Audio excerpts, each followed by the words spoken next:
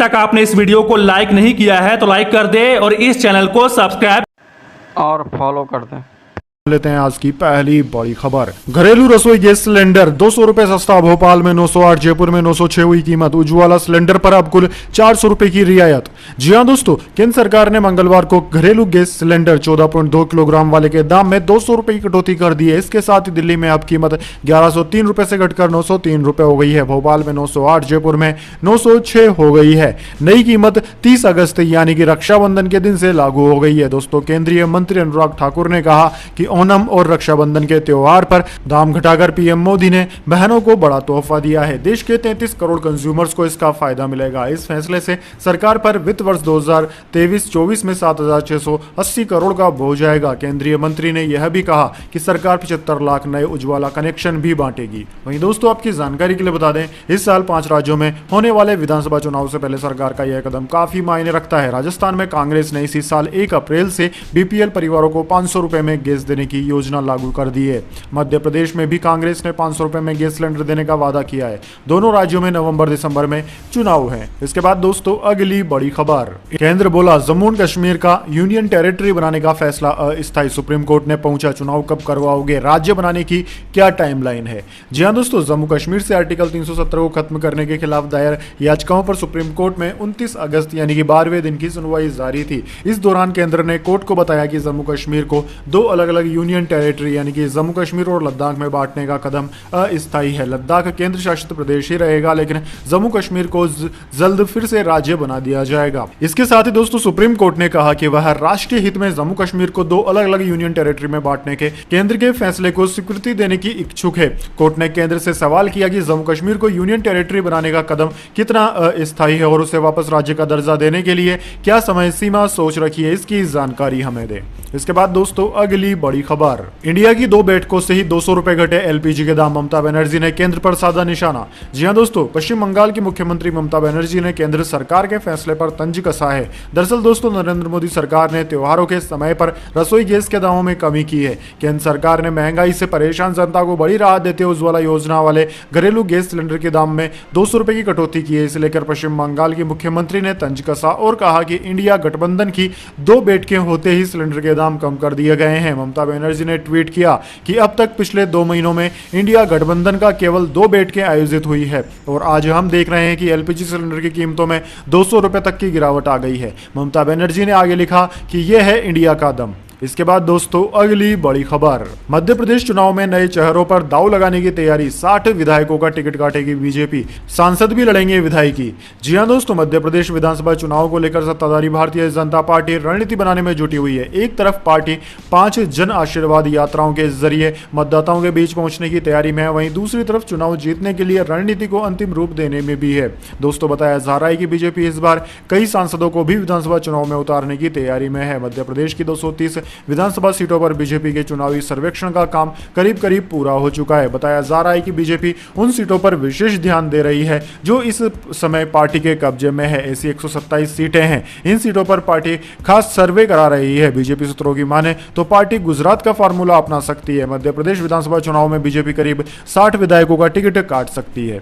इसके बाद दोस्तों, अगली बड़ी खबर। चीन ने अरुणाचल प्रदेश अक्साई चीन को अपना हिस्सा बताया। जयशंकर बोले, चाइना की पुरानी आदत, पहले भी नक्शे निकालें, उनके दावों से कुछ नहीं होता। जी हां दोस्तों, चीन ने सोमवार को अपना ऑफिशियली मैप जारी कर दिया। इसमें भारत के अरुणाचल प्रदेश, अक्साई चीन, ताइवान और विवादित दक्षिण चीन सागर को अपना क्षेत्र दिखाया है। चीन के सरकारी न्यूज़पेपर ने एक्स पर 2:47 पर नया मैप पोस्ट किया। इस पर भारत के विदेश मंत्री ने कहा कि चीन की पुरानी आदत है, उनके दावों से कुछ नहीं होता। नेचुरल रिसोर्सेज मिनिस्ट्री की ओर से होस्ट की जाने वाली स्टैंडर्ड मैप सर्विस की वेबसाइट पर भी नया मैप लॉन्च कर दिया गया है। यह मैप चीन और दुनिया के विभिन्न देशों की सीमाओं की ड्राइंग पद्धति के आधार पर तैयार किया गया है। वहीं दोस्तों, एनडीटीवी को दिए इंटरव्यू में विदेश मंत्री जयशंकर ने भारत के इलाकों को अपना बताने के चीन के दावे को सिरे से खारिज कर दिया। विदेश मंत्री जयशंकर ने कहा कि चीन ने नक्शे में जिन इलाकों को अपना बताया है वो उसके नहीं है। ऐसा करना चीन की पुरानी आदत है। अक्साई चीन और लद्दाख भारत का अभिन्न अंग है। पहले भी चीन भारत के हिस्सों को लेकर नक्शे निकालता रहा है, उसके दावों से कुछ नहीं होता। हमारी सरकार का रुख साफ है। इसके बाद दोस्तों, अगली बड़ी खबर। दिल्ली में G20 समिट से पहले लंगूर के कटआउट लगे, बंदरों को भगाने के लिए लोग भी तैनात किए, लंगूर की आवाज निकालेंगे।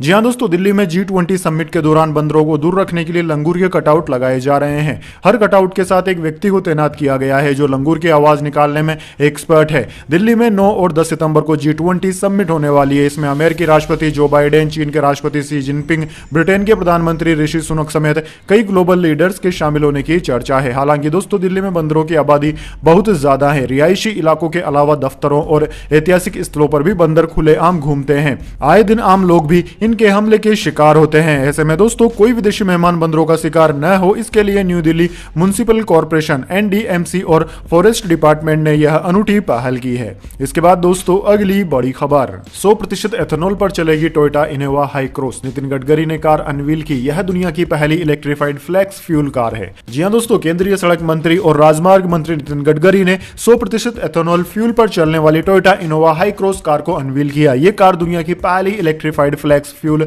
व्हीकल का प्रोटोटाइप है। इसे BS6 स्टेज 2 के नॉर्म्स के अनुसार डेवलप किया गया है। दोस्तों, यह कार हाइब्रिड सिस्टम के लिए एथेनॉल फ्यूल से 40% इलेक्ट्रिसिटी जनरेट कर सकती है। वहीं एथेनॉल की कीमत करीब 60 रुपए प्रति लीटर है, यानी दोस्तों यह पेट्रोल की तुलना में कहीं अधिक किफायती है, जो वर्तमान में लगभग 100 रुपए प्रति लीटर पर बिकता है। इस दौरान नितिन गडकरी ने कहा कि एथेनॉल फ्यूल वाली गाड़ियों के लिए अभी एक समस्या भी है। देश में एथेनॉल के पंप नहीं है, इसलिए मेरा पेट्रोलियम मंत्री से अनुरोध है कि वह सभी पेट्रोलियम कंपनियों को एथेनॉल के पंप शुरू करने का आदेश दे।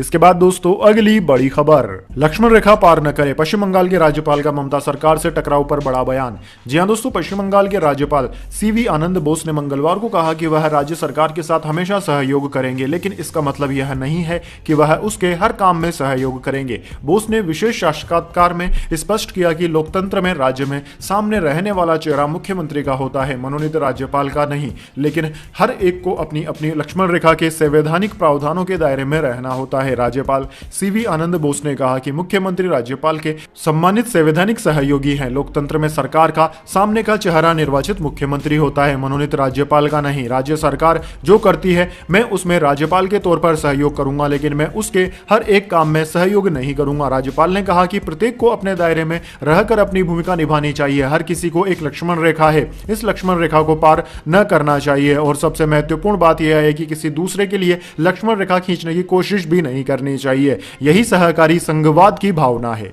इसके बाद दोस्तों, अगली बड़ी खबर, नूह हिंसा पर गृह मंत्री विज बोले, कांग्रेस वर्करों ने तोड़फोड़ की। कहा MLA मामन खान दंगाइयों के टच में थे, वो जहां गए वहां हिंसा हुई। जी हां दोस्तों, हरियाणा में नूह हिंसा को लेकर गृह मंत्री अनिल विज ने कहा है कि अब तक पकड़े गए उपद्रवियों ने पूछताछ में बताया कि वह फिरोजपुर झिरका से कांग्रेस विधायक मामन खान के टच में थे। कांग्रेस के कार्यकर्ताओं ने शहर में तोड़फोड़ की, वह जहां जहां गए वहां वहां हिंसा हुई। विज ने कहा कि जिस तरह से पाकिस्तान से सारे वीडियो दिखाए गए, इस मामले की जांच भी करा रहे हैं। मामन खान को गुरुग्राम पुलिस की ओर से नोटिस दिया गया है, जिसमें उन्हें 30 अगस्त को पूछताछ के लिए बुलाया गया है। दोस्तों, अनिल विज ने बताया कि अभी तक की जांच में पता चला है कि हिंसा से पहले मामन खान ने 28, 29 और 30 जुलाई को दौरा किया था। जहां जहां वह गए थे वहां वहां हिंसा हुई। मामन खान दंगा प्रभावित इलाकों के लोगों के साथ लाइव कॉन्टेक्ट में रहा। इसके अलावा भी बहुत सारी बातें सामने आ रही है। इसके बाद दोस्तों, अगली बड़ी खबर, जब वोट लगे घटने तो चुनावी तोहफे लगे बंटने। LPG सिलेंडर की कीमत घटाए जाने पर मल्लिकार्जुन खड़गे ने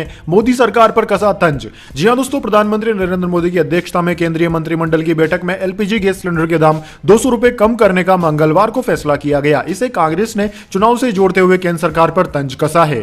कांग्रेस अध्यक्ष मल्लिकार्जुन खड़गे ने सोशल मीडिया एक्स पर लिखा कि जब वोट लगे घटने तो चुनावी तोहफे लगे बंटने। जनता की गाड़ी कमाई लूटने वाली निर्दलीय मोदी सरकार अब माताओं बहनों से दिखावटी सद्भावना जता रही है। खड़गे ने आगे कहा कि 9.5 साल तक 400 रुपए का LPG सिलेंडर 1100 रुपए में बेचकर आम आदमी की जिंदगी तबाह करते रहे, तब कोई स्नेह भेंट की याद नहीं आई। बीजेपी सरकार यह जान ले कि 140 करोड़ भारतीयों को 9.5 साल तड़पाने के बाद चुनावी लॉलीपॉप थमाने से काम नहीं चलेगा। आपके एक दशक के पाप नहीं धुलेंगे। इसके बाद दोस्तों, अगली बड़ी खबर, बसपा से निकाले जाने के बाद इमरान मसूद की पहली प्रतिक्रिया, मायावती पर लगाया यह आरोप, कर दिया बड़ा ऐलान। जी हां दोस्तों, उत्तर प्रदेश में बहुजन समाजवादी पार्टी की सुप्रीमो मायावती ने अनुशासनहीनता के आरोप में इमरान मसूद को पार्टी से निकाल दिया है। बसपा से निकाले जाने के बाद इमरान मसूद की पहली प्रतिक्रिया सामने आई है। इमरान मसूद ने सबसे पहले मायावती को धन्यवाद कहा है। उन्होंने कहा है कि मायावती ने जो आशीर्वाद दिया था उसके वजन को समझते हुए बहुत ईमानदारी से काम किया। इमरान मसूद ने आगे कहा कि मैं जहां भी रहा हमारे YouTube चैनल को सब्सक्राइब करें और नई वीडियो की नोटिफिकेशन के लिए बेल आइकॉन को दबाएं।